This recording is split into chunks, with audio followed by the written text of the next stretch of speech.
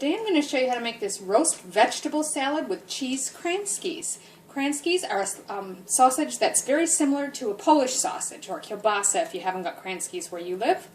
Now, if you want to reduce the carbs, this does have some pumpkin and potato and things like that in it. You could always swap the potatoes for a sweet or a rutabaga, or even a turnip if you want to reduce the carbs in it. But give it a try. This is really tasty. So I've got the ingredients assembled here now. The first thing you're going to need is a package of cheese Kranskys. Kranskys are like a Slovenian sausage, so the closest thing to it you might have in the States is kielbasa or Polish sausage, and these just happen to have cheese in them.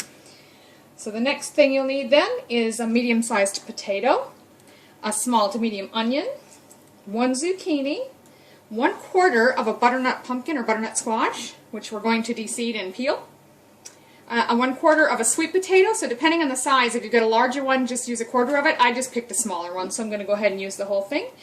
You need about half of a leek, 1 punnet or container of cherry tomatoes, which we're going to cut in half. Then you need 3 teaspoons of crushed garlic, a sprinkle of chili flakes, that's optional if you don't want them, a sprinkle of fresh rosemary, or you can use the dried. And then you'll need a little bit of paprika. Now I'm using smoked, but you can use whatever kind you have. Some fresh torn basil if you've got them, otherwise go ahead and use some dried if you have it. This is just straight out of my garden, so I'm going to use that. And a little parsley, finely chopped, fresh if you have it, or you can use the jarred stuff again. And lastly, a drizzle of olive oil.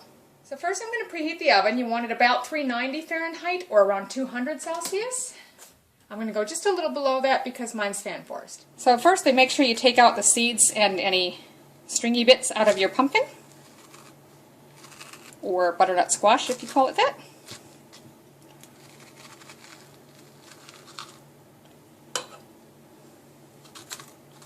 So it's pretty quick and easy to do that in most cases, depending on the pumpkin that you have.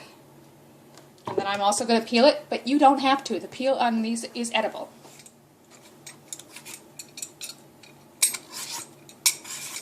Now that I've got it peeled, I'm just going to chop it in bite-sized pieces. We don't want them too big, because these are only going to be in the oven for about half an hour. So I'm aiming for small, bite-sized chunks about that size. Now the potato, I'm not going to bother to peel. You can if you like. If you're trying to reduce the carbs in this, you certainly could use a rutabaga or a Swede, or turnips or something like that, in place of the potato and the sweet potato. But I'm just going to go ahead and use these this time. Again, bite-sized pieces. Now the sweet potato I did peel.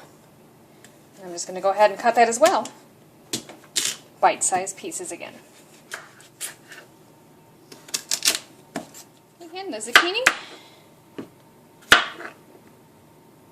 You can go like slices like this first, and then just stack 2 or 3 of them at a time to go back and get your bite-sized pieces. Now again, it does say a small to medium onion. This one's fairly large, so I might just use half of it.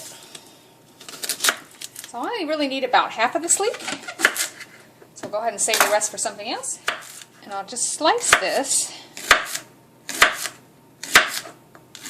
And then like I did with the zucchini, just kind of go back over the slices to chop them in either half or quarters, whatever works for you. Okay, next up is our cherry tomatoes, which we're just going to cut in half. Now I've seen a couple of tips online where you can put them, say, between 2 plates or lids and just slice through them all at one time. My plates tend to close together and I can't get a knife between them, but you may have some that work, so if you want to try that, great. Otherwise, just stack up a couple at a time and slice through them. Now I've just been chucking these into a large roasting pan as I chop these vegetables. So you can see I've got a pretty good sized pan full over here.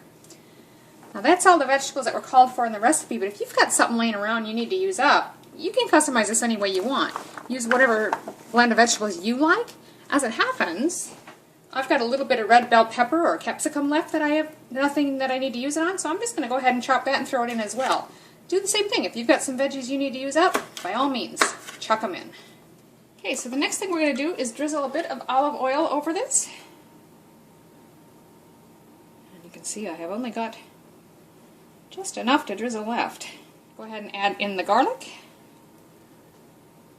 And then your herbs. Now with the basil, I'm just going to pull a few of these leaves off. And just lightly tear them up and throw those in. Don't worry about getting them too small. The others were just a sprinkle, so however much you like.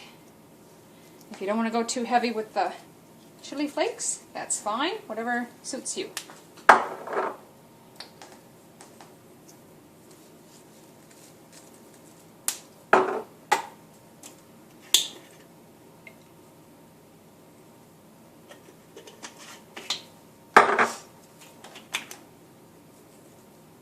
Now I'm just going to give this a good stir to get everything well coated in the oil and the herbs.